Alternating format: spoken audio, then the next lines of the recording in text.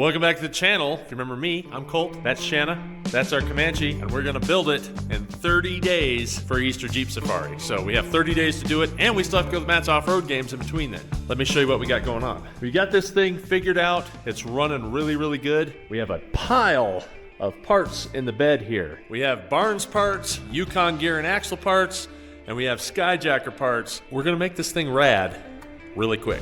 The first thing we gotta do is get all this stuff out of the bed and get this truck on the lift.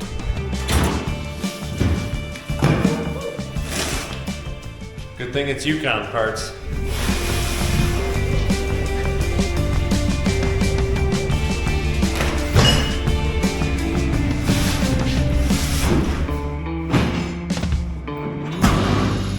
What's crazy is we even have a few more surprises of things we're gonna put on this thing, but I'll show you those as time comes.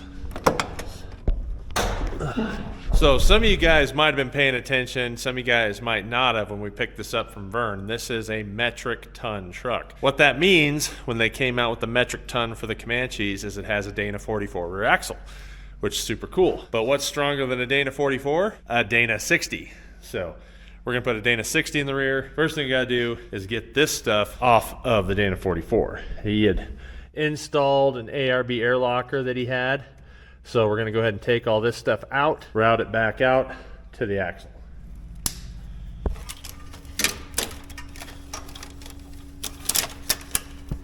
All right, so what I got going on here is there is a bunch of wires that were put in this thing. And it's not like they were put in bad. I just don't know what all this stuff does. Therefore, I'm removing it. I'm just gonna chase it out, get it out of the way, and then that way it's one less thing to have to think about that's in here. There's a reason that my rock buggies run on propane. I like simple. The more simple, the better. Which we'll get to most of those wires later. I'll chase them into the cab and find out what they all went to. But the number one thing I wanted to get was the line going to the ARB. We have that out. Let's get this thing up on the lift a little.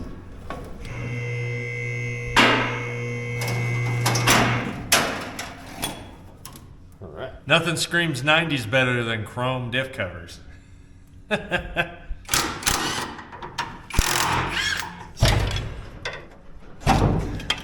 Got it.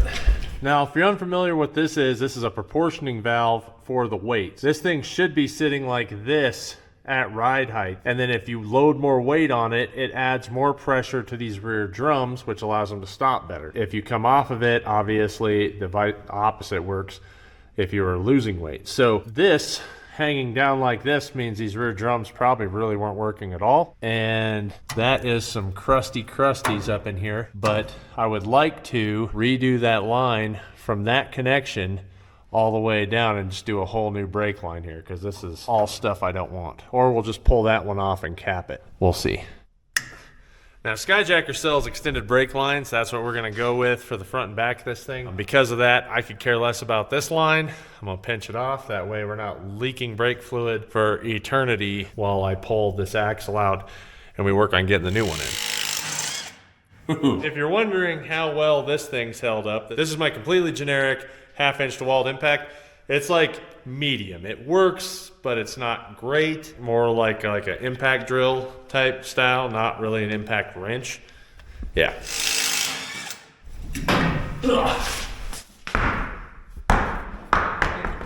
That bounced high. Oh.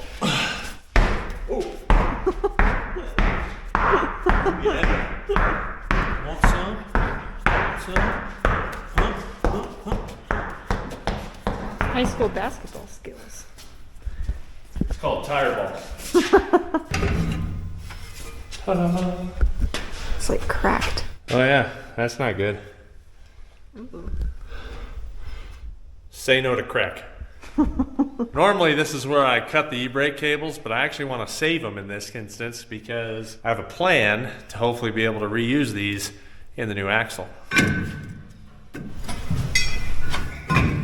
Anytime I go to pull a brake line, I like to try to use a line wrench first to keep it from stripping out. Also, I don't know how familiar you guys are with the Pittsburgh line wrenches, but they are legit thick. Like, that's actually really thick. It's a lot thicker than most line wrenches that I own.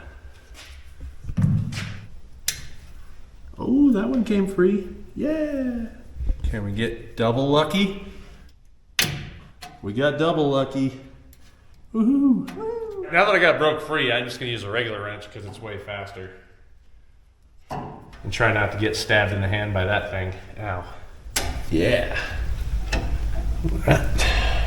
So one of my favorite things about Comanches versus Cherokees and TJs actually, and even a lot of ZJs, is a lot of things are interchangeable. The control arm bolts are always 21mm bolt heads, and same with the shackle bolts. These are 21mm. So I can just throw 21 on there. We'll get this one off and get this one loose. And then that way when we set this back down, I can pull this bolt out, drop the leaf springs, roll the axle out. And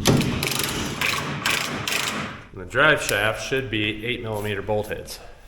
When I was young and I couldn't afford ratchets, or ratchets that I could afford that were strong enough, I should say, I actually used to carry, and I still have it in one of my old tool kits, is a 6.8mm box end wrench. And that's what I use to repair drive shafts. When I blow a U-joint, pull those off, fix it on the trail. I always carried a little 1310 U-joint, put it back together, and keep going. And I should mention the reason I always had a 6-point, not a 12-point, is because these bolts always seem to be really tight, and a 12-point would just strip out. So a 6-point was my only chance of getting them free. Learned that the hard way. Don't pull that cap. All right. Sometimes these caps like to just drop right out.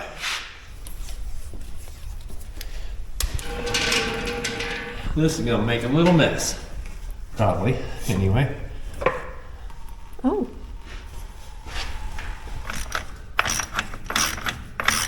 Drain this so it doesn't keep dripping. It actually doesn't look too bad. Pretty clean. Even though I drained it, we'll just do this. That guarantees that it shouldn't make too much of a mess. Perfect. If you don't have a lift and you want to pull an axle out like this that's sprung under, meaning the leaf spring is under the axle, what I've always done in the past is just hook an engine hoist up here. You get yourself a cheap engine hoist and then pick up the back end and raise it and lower it that way. So make sure your front tires are chocked, but it's poor man's lift and it works. It'll pick up the whole back of a truck, no problem. Ooh, got it. Got it twice.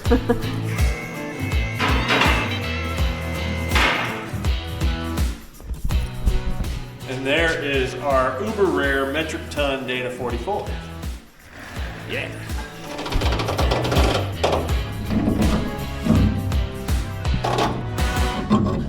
Hey guys, I want to take a minute to talk to you about a company called, oh, hold on just a sec. Hello? Sorry about that. What I want to talk to you about was a company called Incogni. They protect you from spams and scams. So there's a lot of companies out there that offer you VPN protection, and all that is just something that protects whatever website you're going to. So what Incogni does is they find all of your personal information on the World Wide Web, and they make sure that the companies that are spamming you and scamming you can't access you. And they reach out to these companies to tell them they can't share your information, including the people that are just trying to look up your phone number or where you live. Personal histories, if you have an arrest record. Contrary to what you might be thinking, I have not been arrested. But you wouldn't get to know anyway because I just got Incogni. And it's super easy to sign up. You get on the website, you fill out a couple very minor things, and immediately they were already tracking down companies that were using my information and getting them shut down. They'll also even inform you the risk level. I'll pin a link down in the comments, plus one in the description, and use code COLTBUILDS. Get 60% off your annual fee. Take control of your personal information and let Incogni help you. This leaf spring's got a lot of play. And the last thing you want is this bolt to start staircasing, the center pin bolt to start staircasing, so then it shears off, you change your wheelbase, it makes all the things bad really quick.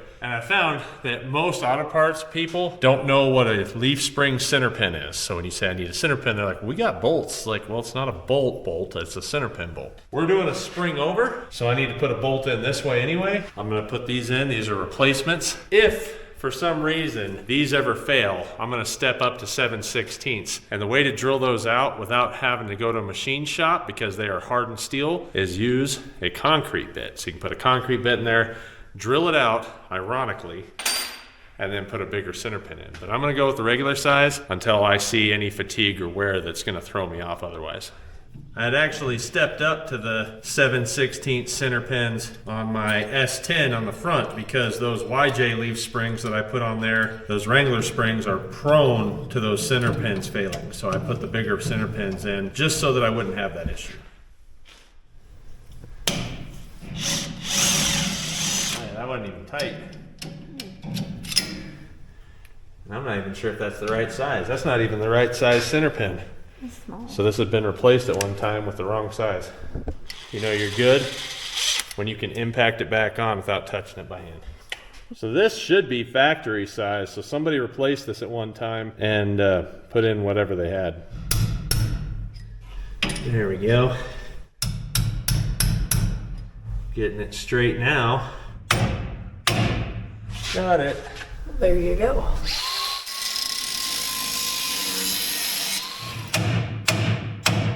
Damn. All right, now we're gonna do the same thing the other side. Man, I am glad we caught that because that thing was on its way out. The leaf spring was already buckled and the bolt was already starting to staircase. It wouldn't have taken long, one good wheeling trip, it could have just sheared off. And then our axle goes, yeah, it's no fun. I've done it. All right, now when it comes to leaf spring center pins, there's a bunch of different ideas, but in this case, this is something my dad taught me, is cutting it where you just got a couple threads left and then hitting it all the way around, and then that smashes the threads flat, and then the nut can never back out and get your leaf springs loose. So it's just like a extra coverage, I guess. Yeah, it's just a little bit extra. And he's raced so many old CJs on leaf springs, ice racing and in dirt, that if that worked for them, I'm sure it will work for my slow-moving rock crawler, overcrawler, rock lander thing. So what I have here is a U-bolt eliminator from Barnes 4-wheel drive. And what I'm gonna do real quick is just take this and get myself a measurement so I kind of have an idea of what bolt length I need, which I'm gonna say about 4.5 inches. So we can go get these bolts before we have to put our axle in. And one of the great things I like about these is you see how massive this pad is. It's gonna actually help prevent axle wrap because you're covering a much larger space of your leaf spring, and you get rid of anything hanging down below your axle tube. And you guys know that I've been working with Barnes 4-wheel drive for a long time. What you guys don't see on the back end is any company I work with, if I get anything from them, I simply send an email to them seeing if I can get a discount code to help you guys out get your rig on the trail. In this case, Colt builds it, gets you 10% off anything in Barnes 4-wheel drive. I think it's time to go get our rear axle. And our blue sky went away again because it's that time of year. Open up propane. Well, somebody left the key on. The battery's dead, so I'm gonna charge that while I get this axle in here, old school method. Oh yeah.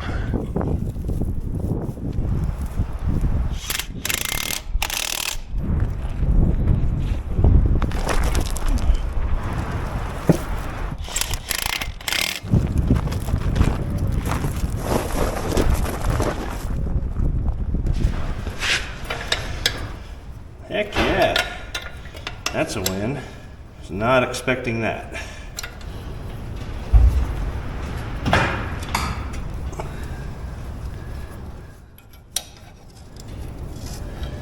Cool.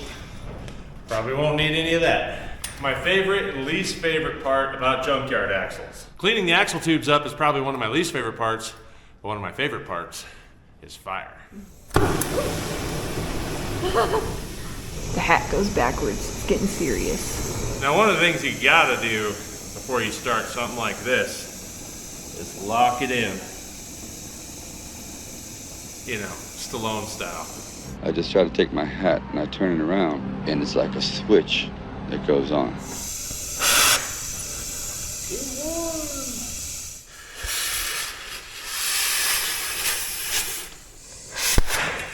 Right in my face.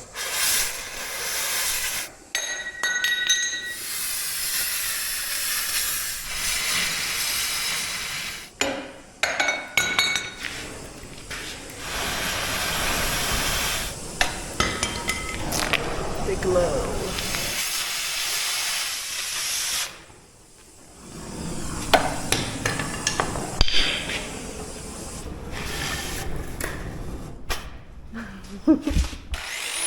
All right, so one of the things I'm doing here that a lot of people probably don't even recognize, and I've talked about this before, is grinding 90 degrees of the tube, grinding with the tube, keeping it flat. I have a much larger surface area, and that way I'm not cutting into the tubing actually. So when you see people that are grinding this way with the tube, they're actually cutting in grooves in there. So if you go against it, man, that wind's gnarly. If you go against it like this, then you're running the direction of the tube and you're gonna keep that roundness, you're gonna look better. You know, there's that old adage, like, if you can't weld, you need a grinder. Well, that kind of goes the other way too. If you can't grind, you're gonna need a welder because you're gonna have to fix all the stuff you messed up. So it might be kind of hard to tell here because, you know, it's a camera. This tube is nice and smooth. Now there is natural indentations in the tube. This is from 1979. It's quite a bit older than me even. You know, the tube isn't like perfectly round just because over the years and machining and whatnot. But we don't have those major divots cut through it from a grinder. Now here's one of my other little pet peeves that I'm gonna fix right now.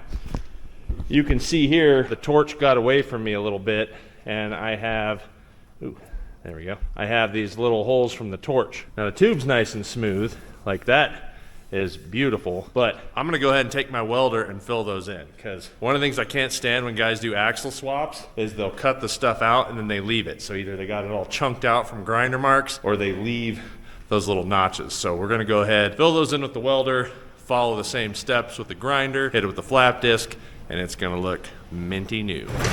So one of the other tricks here, when you're going to weld stuff up, I can't get my ground clamp on a tube this size, but if you have a piece of coal roll, you can make a couple little hooks and then you can hang it on that, and now you got a ground. That also works really good when you're rolling tubing, like making your own drive shafts or something. That comes in pretty handy.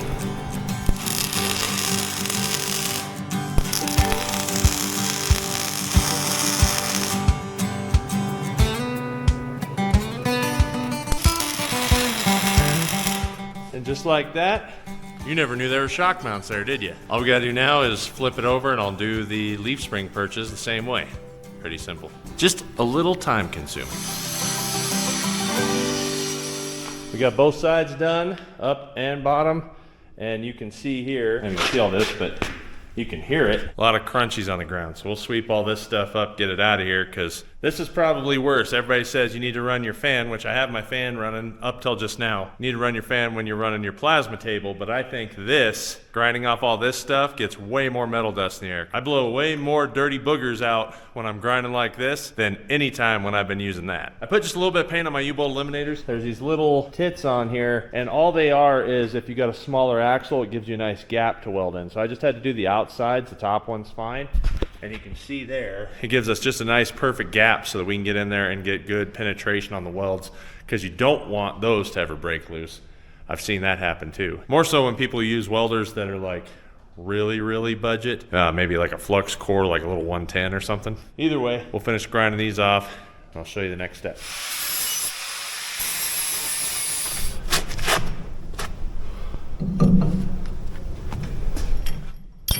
So a lot of people ask me how to set up leaf spring perches on an axle. And the easiest way is to actually do it like this. Set the perches on the leaf springs, bolt them down, and then set it on the axle, and we can get it straight. If you don't have a lift, you can always, like I said before, take your engine hoist, pick up the back, and do it that way. I did that for years that way. Doing it like this is also one of the reasons why I like U-bolt eliminators more than regular perches and U-bolts as well. But if you do it without the eliminators, you're just gonna have to set it in there. And I'll show you what we do next.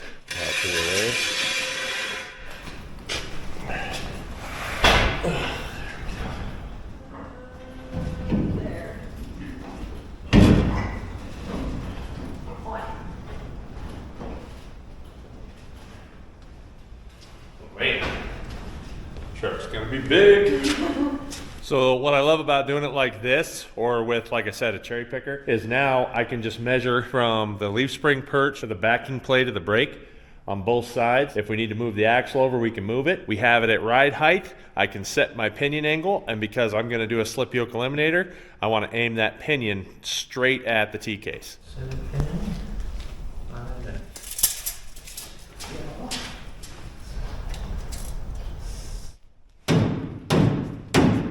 So what I have here is I came off the same spot on the backing plate, 5 7/8 to the center of this leaf spring, 5 7/8 to the center of that leaf spring. Center pin to center pin of the Dana 44 that we pulled out was 42 inches. So I just measured from the inside of that to that, we are 42 inches. So we're looking pretty good. I just need to double check my pinion angle, make sure that it's shooting straight at the transfer case, and then we can tack this in. We'll be one step closer.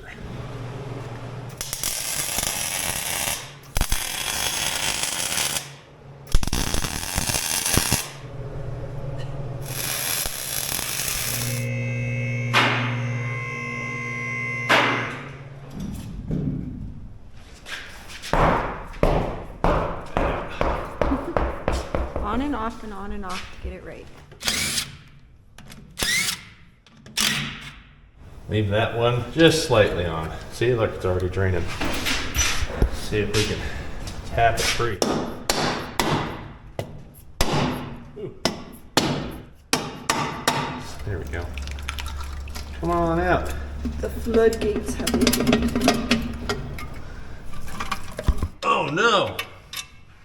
Just kidding. Even though this thing was full of gear oil its whole life, obviously, look at the rust in here from the water it's collected just from humidity and not moving. And there's actually rust on the ring gear. You can actually see little bits of rust on the ring gear as well. If you're wondering if Vern wheeled this ever, yeah, even the floor pan's been up. It got wheeled a little bit. All right, these are usually 5/8, but we'll see. I may own quite a few 1 ton and 3/4 ton rear axles. I'm a fan of 8 lug stuff. You don't ever have to think about ripping your studs off when you got 8 of them. Little bit of oil. So one of the things when you get a rear axle out of a junkyard, now granted I got this from my buddy Pat, but these are usually 30 spline in the rear. Like a front Dana 60 is usually 35 spline. If this came out of certain years, some of the old Fords actually had a 16 spline, which is even smaller. We do not want to reuse 30 spline stuff. We're gonna make this beefier in the next video. Got it.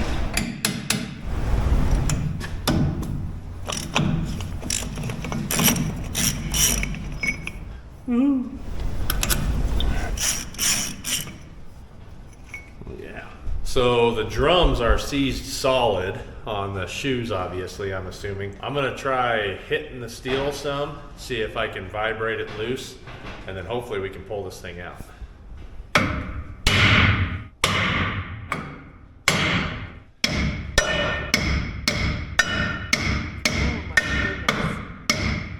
I think we know why it's not moving. Yeah. Well, the bearing came free. It's moving a little. This is the #1 reason why I don't like drum brakes.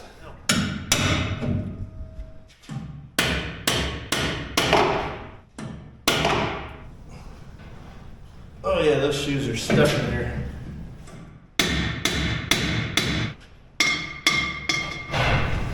All right. Look at that spider. Ew. No. Is it dead? Oh, it's right there. It's alive. Well, I'm gonna need a new seal. At least it's already out for me, so it'll be easy to get another one. Think that was rusted in? I think these parts came out of the Titanic. Yeah. Got it. Spider nests, spider nests, spiders everywhere. No. We don't need no Spider-Man. Keep the spiders away. Look at the spiders, they're on me. Don't you do that! That was a stinker. In case you're wondering, Shanna's deathly afraid of spiders. Like, I think her favorite movie is Arachnophobia. No. Never. It's been in there so long it doesn't want to let go. Right?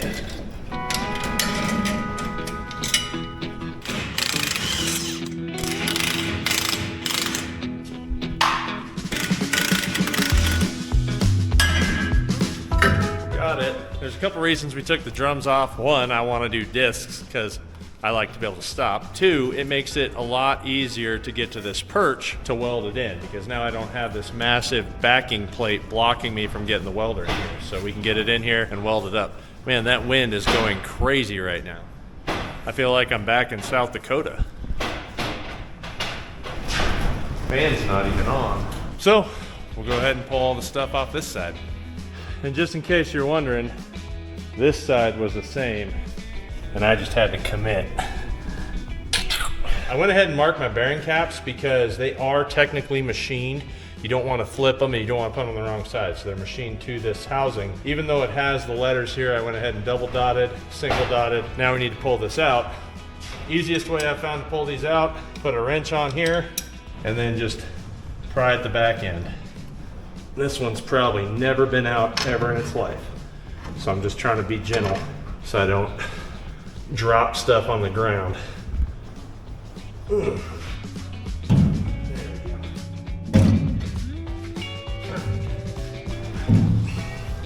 Goodbye. And that's full of some slime. So I don't know if you can see that, but that's rust on that pinion right there from sitting on the high side. So rust coming off that too? Yeah.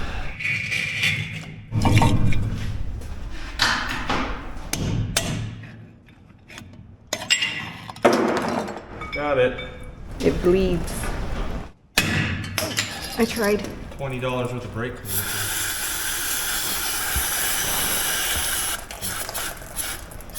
All right, now that we got this thing stripped down, I'm gonna go ahead and finish welding these. I'll weld the inside and outside, and then I like to make a second outside pass on leaf spring perches, especially if I'm doing the U-bolt eliminators, because all that torque is right there.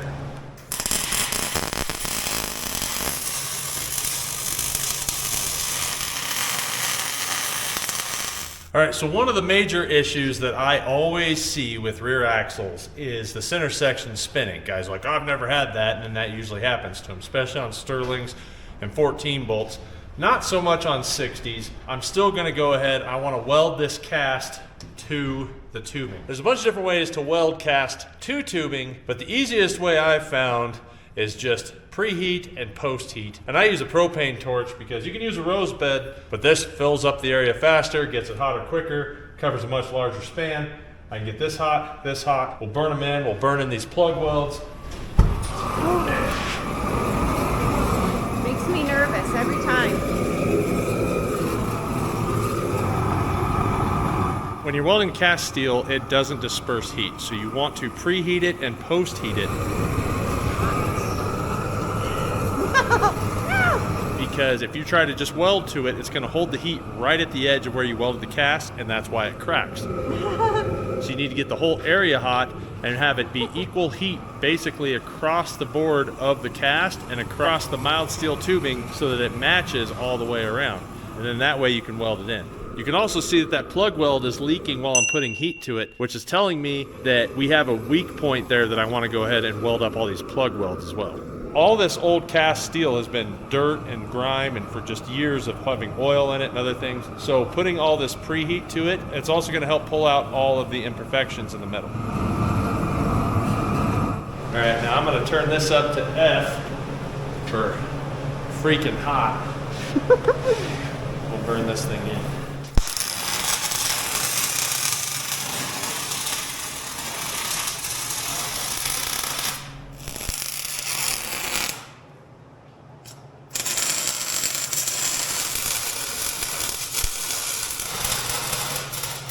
All right, so I got the plug welds in and I got my first pass on the tubes. I'm gonna go ahead and run a second pass on the tubes because I want this thing to be solid, and two's always better than one.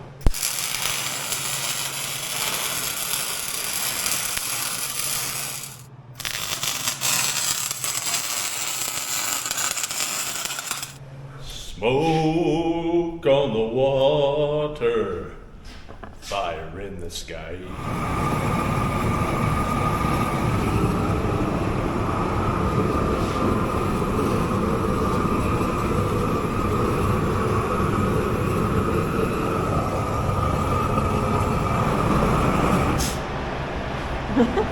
All right, so we got our two most important things, which is our preheat and our post-heat, double welded. All the plugs are filled. I put heat to it, nothing bubbled out of any of the plugs, which is a good thing. Now the next most important thing when you're welding cast is slow cooling. You want this thing to cool off at the same temperature. Mild steel and cast steel will cool off at 2 different rates, which then will also lead to cracks. You want to wrap this up nice and tight with a heat blanket, and we'll be good. Then we gotta wait 24 hours. Cool. Snug as a bug in a rug. I went to the library and asked the librarian, do you have any novels on dinosaurs? She said, yes, Sarah, tops. If you can't tell, we got the fan off right now so you can hear us talk. We did a bunch today. We're committed now. You want to stay tuned for the next video. I'm going to show you how to make the ultimate Dana 60. You're going to like that one. I hope you like this one. Thank you, everybody. Make sure you click the bell. Mummified an axle. Yeah.